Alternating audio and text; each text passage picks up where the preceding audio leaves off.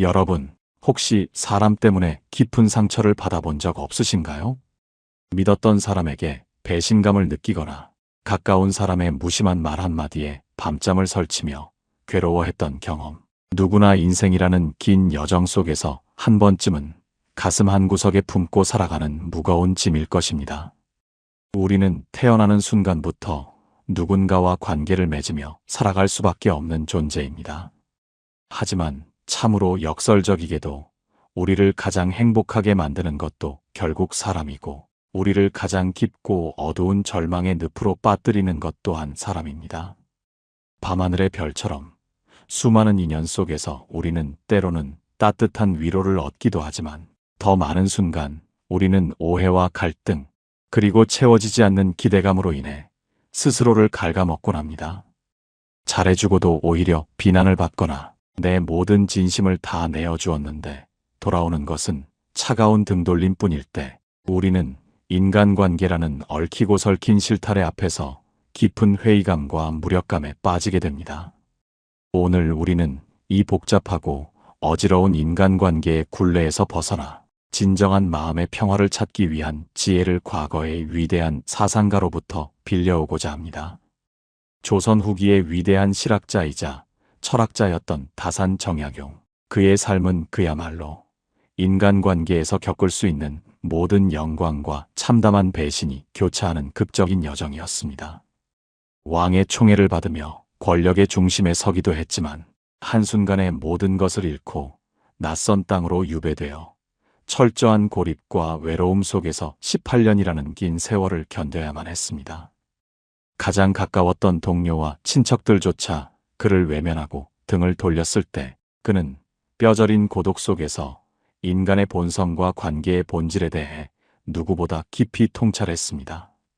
우리는 그가 남긴 묵직한 가르침 속에서 오늘날 우리가 겪고 있는 인간관계의 99%를 해결할 수 있는 세 가지의 핵심 원칙을 발견할 수 있습니다. 우리가 살펴볼 원칙은 다음과 같습니다. 첫째, 말의 무게를 깨닫고 침묵을 실천하는 태도입니다. 둘째, 타인과 적절한 거리를 유지하며 담백하게 사귀는 지혜입니다. 셋째, 타인에게 기대기 전에 나 자신을 먼저 단단하게 세우는 내면의 힘입니다. 이 원칙들을 깊이 들여다보기 전에 정약용이 유배지 강진에 처음 도착했을 때의 일화를 잠시 떠올려 보겠습니다. 모든 권력을 잃고 죄인의 신분으로 낯선 남쪽 끝 마을에 당도했을 때, 마을 사람들은 권력자들의 눈치를 보며 그에게 방 한 칸 내어주기를 꺼렸습니다. 세상의 인심이 얼마나 차갑고 냉혹한지, 어제까지 웃으며 인사를 나누던 사람들이 하루아침에 어떻게 낯선 타인보다 못한 존재로 돌변하는지 그는 온몸으로 겪어야 했습니다. 작은 주막에 노파가 내어준 좁고 허름한 골방에 웅크리고 앉아 그는 사람에 대한 원망과 끓어오르는 분노로 수많은 밤을 지새웠을 것입니다. 하지만 그는 결국 그 좁은 방에서 타인을 향한 원망을 거두고 스스로의 마음을 다스리는 법을 깨우치기 시작했습니다. 그가 어떻게 그 참담한 절망 속에서 스스로를 구원하고 시대를 초월하는 인간관계의 지혜를 완성해냈는지, 지금부터 그가 남긴 세 가지의 핵심 원칙을 통해 여러분의 삶에 얽힌 관계의 실타래를 하나씩 풀어가 보겠습니다. 첫째, 말의 무게를 깨닫고 언어를 절제하는 태도입니다. 우리의 일상 속으로 잠시 들어가 보겠습니다. 오랜만에 친구들과 만난 자리, 분위기가 무르익고 대화가 끊이지 않습니다. 그러다 우연히 그 자리에 없는 다른 지인의 이야기가 화두로 떠오릅니다. 처음에는 가벼운 근황 이야기로 시작했지만 대화는 점차 그 사람의 단점, 실수, 그리고 확인되지 않은 소문들로 이어집니다. 여러분도 모르게 분위기에 휩쓸려 그 사람에 대한 부정적인 말을 한두 마디 보태게 됩니다. 그 순간에는 사람들과의 유대감이 깊어지는 것 같고 비밀을 공유하는 듯한 묘한 쾌감마저 느낍니다. 하지만 집으로 돌아오는 길, 마음 한구석이 왠지 모르게 무겁고 찝찝해집니다. 내가 왜 그런 말을 했을까? 혹시 이 말이 그 사람 귀에 들어가면 어쩌지 하는 불안감이 엄습합니다.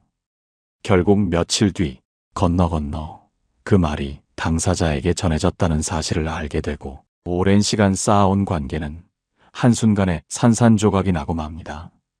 이것은 극적인 사건이 아니라 우리가 살아가면서 흔하게 겪는 말이 가진 무서운 파괴력을 보여주는 보편적인 사례입니다. 정약용은 이러한 말의 가벼움과 그로 인한 파국을 누구보다 뼈저리게 경계했습니다. 그는 유배지에서 두 아들에게 보낸 편지에서 말의 무게에 대해 끊임없이 강조했습니다. 그는 언제나 말을 아끼고 또 아껴라. 입은 화를 부르는 문이요 혀는 몸을 베는 칼과 같다.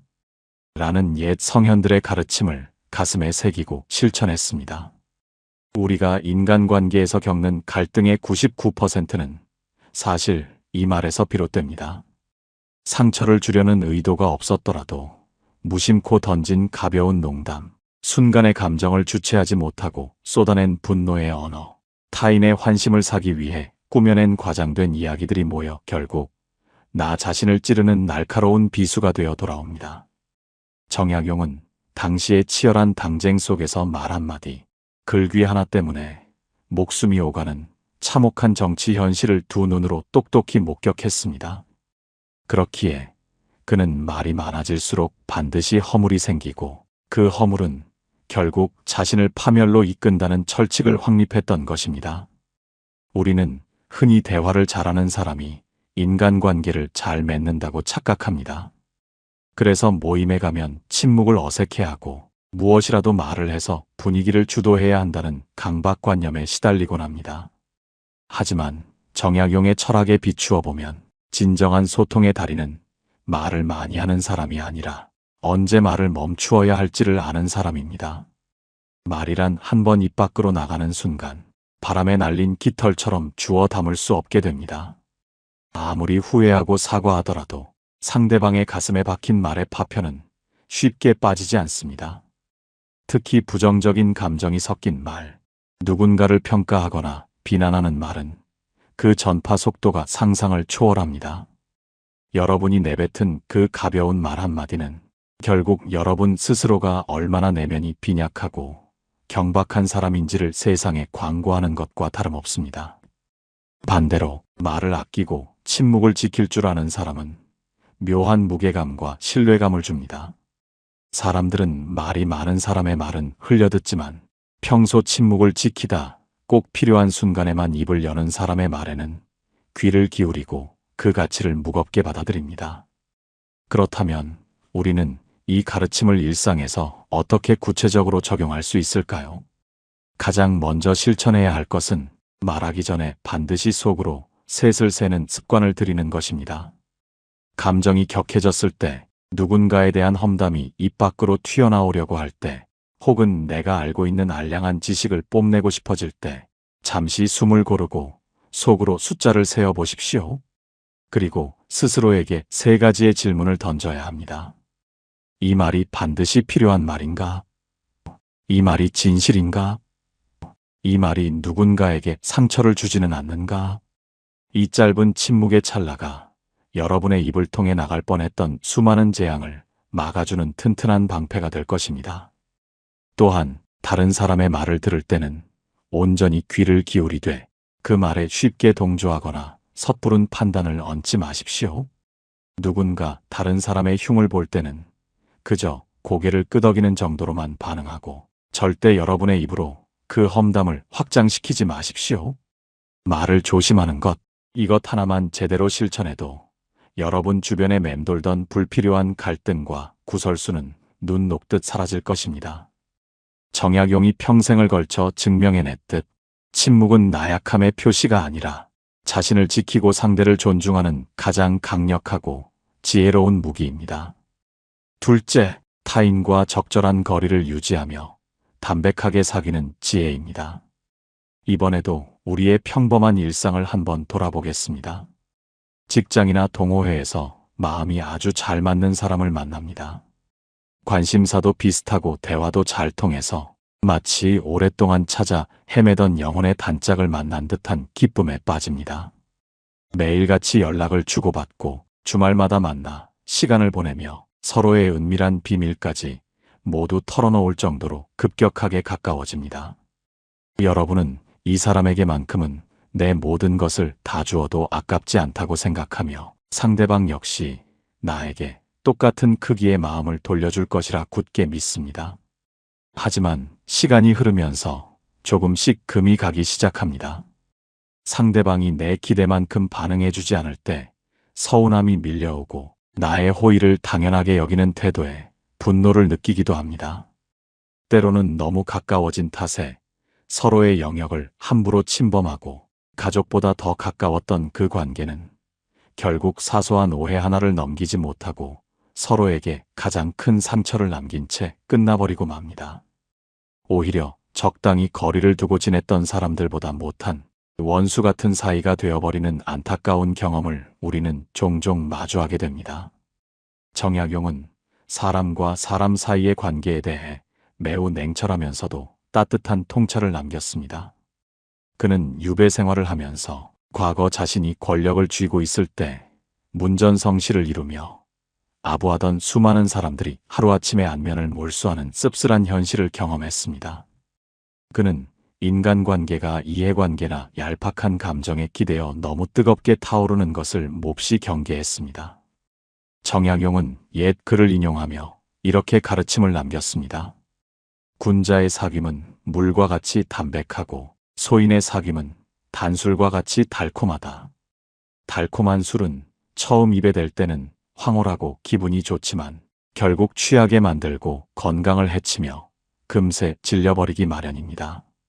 반면 아무런 맛이 없는 맑은 물은 처음에는 심심하게 느껴질지 몰라도 평생을 마셔도 질리지 않으며 우리의 생명을 유지하는 데 없어서는 안 될 가장 필수적인 존재입니다. 인간관계 역시 이와 같아야 한다는 것이 정약용의 흔들림 없는 철학이었습니다. 너무 가깝지도 너무 멀지도 않은 서로의 숨결을 느낄 수 있되 서로의 체온에 데이지 않을 만큼의 적당한 거리를 유지하는 것, 그것이 바로 관계를 오래도록 병들지 않게 지키는 핵심 비결입니다. 우리는 종종 누군가와 가까워진다는 것을 나와 상대방의 경계가 완전히 허물어지는 것으로 오해하곤 합니다. 나의 슬픔을 상대가 완벽히 이해해 주기를 바라고 나의 기쁨을 자신의 일처럼 기뻐해 주기를 강요합니다. 하지만 인간은 본질적으로 외로운 섬과 같은 존재이며 아무리 사랑하는 가족이나 연인, 오랜 친구라 할지라도 내 마음을 100% 이해하는 것은 불가능에 가깝습니다. 관계의 파탄은 언제나 이 무리한 기대에서 시작됩니다. 내가 이만큼 해줬으니 너도 이만큼 해줘야지라는 무의식적인 보상 심리가 작동하는 순간 관계는 더 이상 순수한 마음의 교류가 아니라 차가운 거래로 변질되고 맙니다. 거리를 둔다는 것은 상대를 사랑하지 않거나 배척한다는 의미가 결코 아닙니다.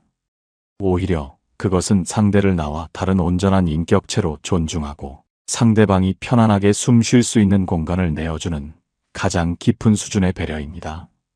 겨울날 고슴도치들이 추위를 피하기 위해 서로에게 다가가지만 너무 가까워지면 서로의 가시에 찔려 피를 흘리게 되는 이치와 같습니다. 가시에 찔리지 않으면서도 온기를 나눌 수 있는 그 미세한 간격을 찾아내는 것이 우리가 평생에 걸쳐 배워야 할 관계의 예술입니다.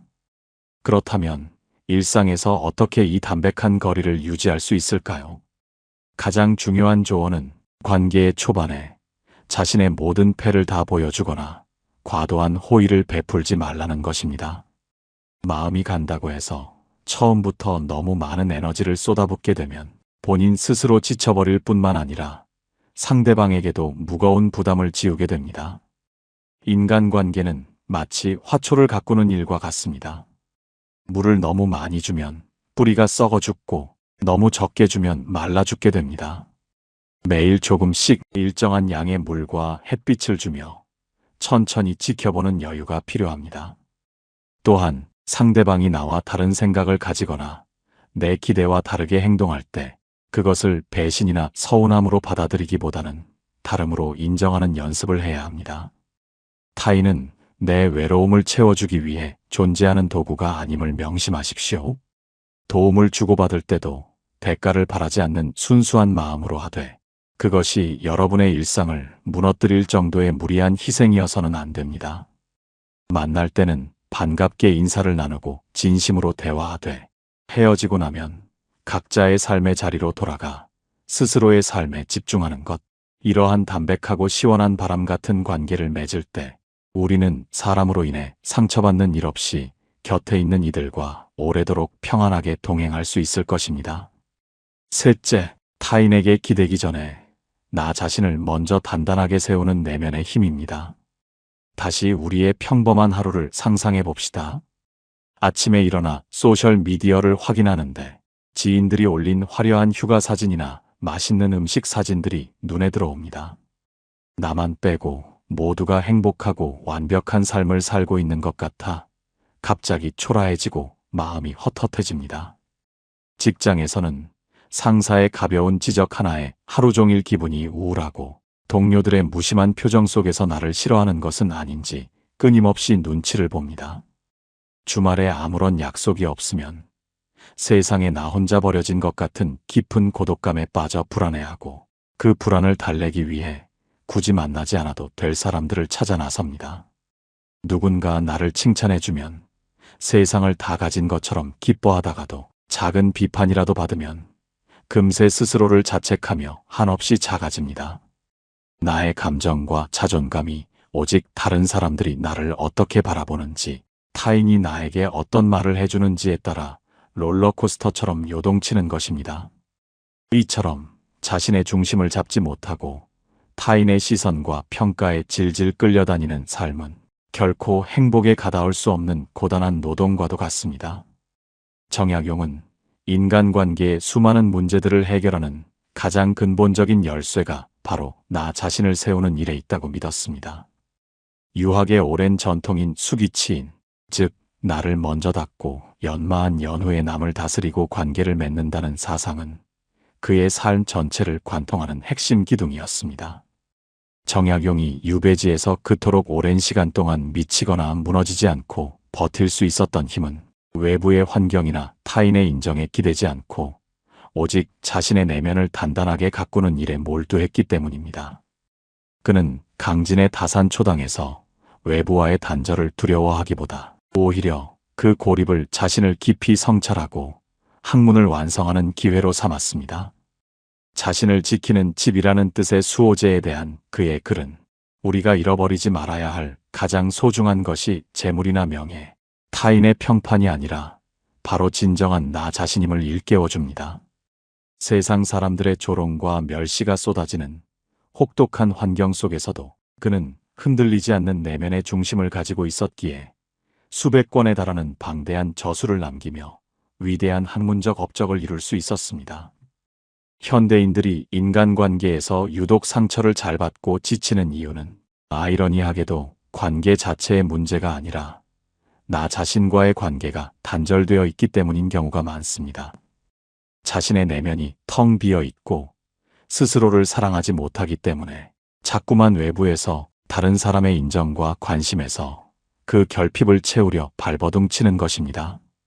하지만 타인의 마음은 내 마음대로 조종할 수 없는 갈대와 같습니다. 어제 나를 향해 웃어주던 사람이 오늘 나에게 등을 돌릴 수 있는 것이 인간사입니다. 이렇게 변덕스럽고 통제 불가능한 타인의 감정에 내 삶의 중심을 맡기는 것은 모래 위에 집을 짓는 것만큼이나 어리석고 위태로운 일입니다. 자존감이 낮을수록 사람들의 무심한 말 한마디에 크게 베이고 타인의 거절을 자신의 존재 자체에 대한 부정으로 확대 해석하게 됩니다. 반면 나 자신이 단단하게 뿌리내리고 있는 사람은 타인의 평가에 일희일비하지 않습니다. 누군가 나를 미워한다고 해도 그것은 그 사람의 문제일 뿐 내 가치가 훼손되는 것은 아니라고 담담하게 받아들일 수 있습니다. 나 스스로 서지 못하면서 타인과 건강한 관계를 맺기를 바라는 것은 마치 헤엄칠 줄도 모르면서 바다에 빠진 남을 구하겠다고 뛰어드는 것과 같습니다. 결국 둘 다 깊은 물속으로 가라앉고 말 뿐입니다. 그렇다면 어떻게 해야 흔들리지 않는 나만의 중심을 세울 수 있을까요? 가장 먼저 해야 할 구체적인 조언은 온전히 혼자 머무는 시간을 확보하고 그 고독을 즐기는 법을 배우라는 것입니다. 스마트폰의 전원을 끄고 텔레비전을 끄고 오직 나와 마주하는 고요한 시간을 가져보십시오. 좋은 책을 읽으며 옛 성현들의 지혜를 내면에 채우고 일기를 쓰며 오늘 하루 내 감정이 어떠했는지 스스로에게 다정하게 물어보십시오. 다른 사람의 비위를 맞추기 위해 쓰던 에너지를 거두어 내가 무엇을 좋아하고 무엇을 할 때 행복한지 탐구하는 데 사용하십시오. 타인의 칭찬이나 인정 없이도 나 스스로에게 박수를 쳐줄 수 있는 작은 목표들을 세우고 실천해 보십시오.